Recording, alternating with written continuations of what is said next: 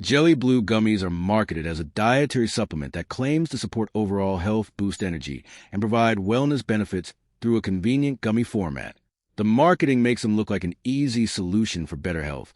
But the real question is, should you buy before watching this? Now, to be fair, gummy supplements can be a convenient way to consume vitamins and other nutrients, especially for people who don't like swallowing capsules.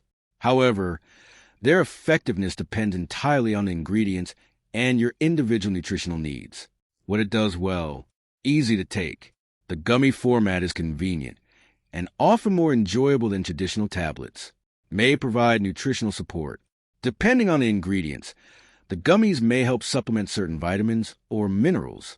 Where the hype falls apart, they're not a miracle health product. No gummy supplement can replace a healthy diet, regular exercise, and adequate sleep. Evidence depends on the ingredients. Even if individual ingredients have scientific support, that doesn't prove the finished product delivers all of its advertised benefits. Results vary between users. Age, diet, lifestyle, and existing health conditions all influence how someone responds to a supplement. So, should you buy JellyBlue Gummies?